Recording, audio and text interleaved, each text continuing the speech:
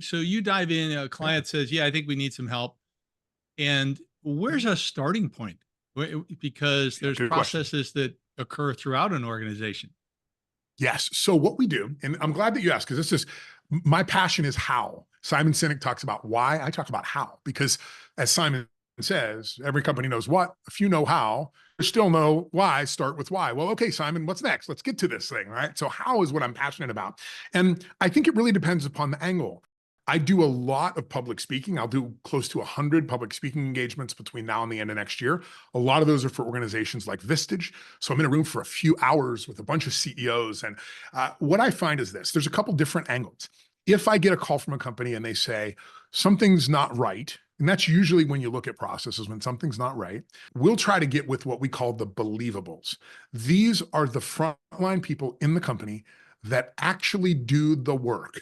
This is Susan in accounting, that when you really screw something up, you go in her office and you close the door and you go, Susan, I need help, right? Well, that's what we're looking for. We're looking for those believables. And we're asking them to show us the actions, the work that they do, and the results of that work, mapping that out. Then we're saying to them, show us from your experience where you have observed things happening that shouldn't be happening. Really simple.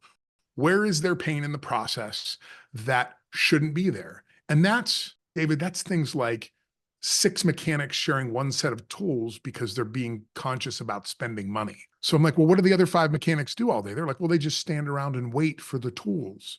Like, well, I'll go It's to Harbor crazy. Freight and buy the tools. Yeah. Yeah, So it's crazy. really silly. We have a $500 million HVAC company. 40% of first visits for their technicians, they have the wrong information, the wrong tools, or the wrong materials loaded on their truck, and they have to turn around and go the whole way back. 40% of the time that happens.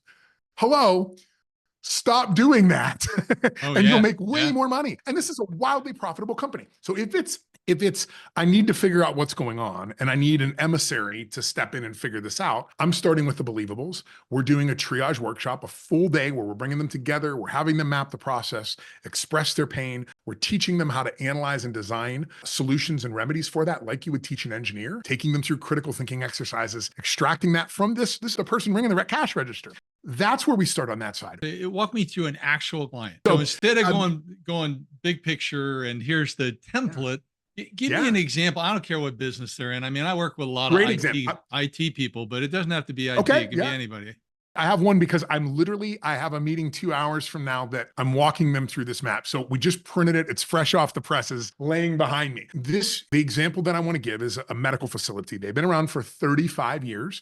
They get 1,100 referrals a month from doctors. They receive those files. And this is me bringing, the CEO told me, we're dealing with profit fade. We can't figure out where this profit is going. We have all these people and we keep throwing more bodies at it, but the work just doesn't seem like we're getting the results we should. So what we did is we brought together people from scheduling, people from the clinics. We brought together about 8 people. We sat them in a room.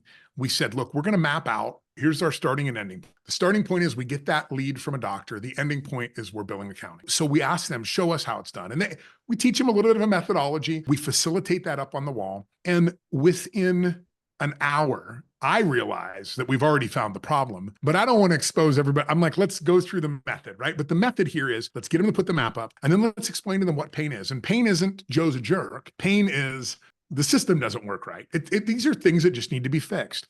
So they come up with that list. Then we teach them this method of triage where we just ask them 5 simple questions. Does that pain, you not having the right tools, does that inhibit the capability of the process? Yeah. I can't do my work. Do you know the most likely cause? Then somebody needs to analyze a solution for that, right? We need to get an analyst to look at it. Yeah, I do know the most likely cause. Is there an existing best practice tool or method that should be being used? No. So we need to design an existing best practice. If they have a best practice, well, has everybody been trained? Well, it's been a few years. Okay, then it's a training problem. So we walk them through that. Now, in this instance with this client, we did that and we came up with 30 things that the employees had identified that were slowing the work down. And they felt like they could do 20% more work if we could resolve these things. Because I have a very small brain. I won't remember. Yeah, So first of all, I want to come back to that one. But you said that within an hour, you kind of know the big thing that's I wrong. did in this instance. You get it. Okay. Yeah. In this instance. However, you let it go. You didn't mention this, but I'm suspecting is part of the reason you let it go is that although you know the big pain point, you're letting it go because you know that if the conversation continues, you're going to pick up another 5, 10, 20 things that are going to come Exactly out right. that may be smaller, but they're contributors. Is That's that right. part of the reason you let it go? That's 100% correct. I also Okay. recognize that when I bring believables into a room, the first thing I tell them is you are here because you are the voice of the process. The executives hand selected you. And a lot of times, I'm going to be honest, when I pick who those triagers are and we call them triagers or believables. When I'm working with an executive team and they're like, who should we send? I'm like, send the people that complain the most. Because they'll at least tell me you've shut them up for too long. They will that genie will get unbottled and it gets a little crazy, but they start throwing these things out. And I'm like, nope, that's a people problem. We're not talking about that. We're talking about what's wrong with the process. Oh, yeah. Well, oh, okay, it's this, right? So I keep them going. Now, I saw this problem early in the process, but we wanted to keep them going because I also recognized that when I exposed what that problem really was, the solution to it was going to be simple, but there was going to be repercussions. And in that instance, what it was this. They got all of these leads. They came in, they had a 14-person team that built a case file, and then a doctor overlooked the case file to determine, is this a right patient for us? And they communicated back with the referring physician and maybe requested more tests. And then we got all of these things. Then we called and spent 3 or 4 hours getting an insurance approval. And then we called the customer and said, would you like an appointment? Only 30% of people said yes. So as we moved out of that department into the next department, we said, what's the start of your process? They said, we call and 70% of people say, I don't want an appointment. So we're like, well, what's the next step? And they're like, oh, we have to shred all the files. So every day, hundreds of these files, every week, hundreds of these files, we're running through these shredders. And you can imagine, here's the people that do all this amazing work of getting it approved by insurance. And they're sitting there going, I'm sorry, did you just say that you throw away 70% of our work? And this other department's going, oh, well, that's just in the first pass. By the time we're done, we throw 80 to 90% of your work away. So I could see right there that the problem in the process wasn't all of the steps. The problem was we needed to call the patient first and say, David, I have a referral from your doctor. Would you like an appointment? I ain't coming in there for no appointment. Okay, I don't need to do 40 hours of work on that file. So we saw that. I never mentioned it to the people in the room. Why? Because if I had, they would have gotten very defensive, right? Because I just potentially threatened their job. Now, all of a sudden, they're like, well, what do you need all these people for? But I understand these bottlenecks enough that I know if you break a beaver dam in the river 500 yards upstream, things are going to come to us. So it's not like all these people are going to lose their job. They're just going to have to move into different roles in the process. And that is the change that we suggested their CEO. It's like, look, call the patient first. We brought in a performance psychologist and we said, let's figure out 3 questions that we could ask and that will determine the probability that that person will show up for their appointments, that they'll follow through, that they'll do all the steps. So now we're asking these questions like, how is this affecting your life, this condition? Oh, wow, I can't go back to work until, let me move you through the process more quickly because it's affecting your life. You know, for the person that's like, my wife's been saying for years, I need to come in there and that, I ain't doing this. But I'm going to go because she won't be mad anymore.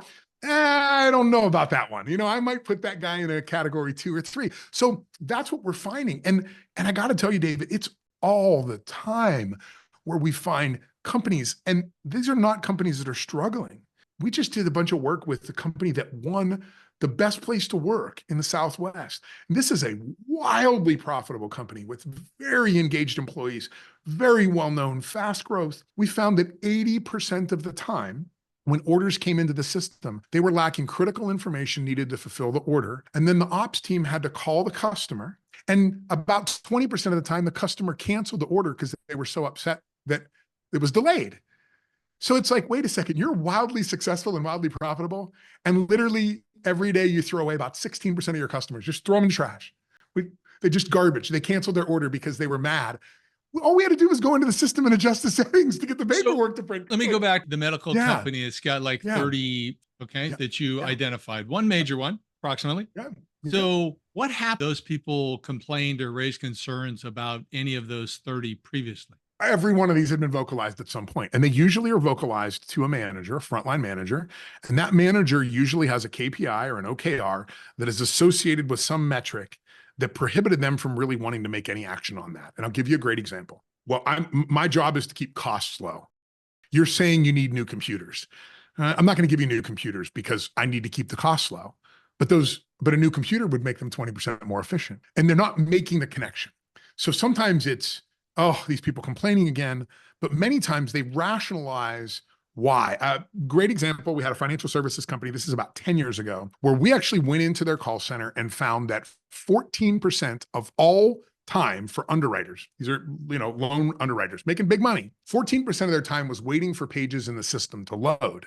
We went to IT and we said, why does it take so long? And they said, because of budget cuts. I said, what do you mean? And they said, the software requires 4 gigabytes of RAM. We only bought 2.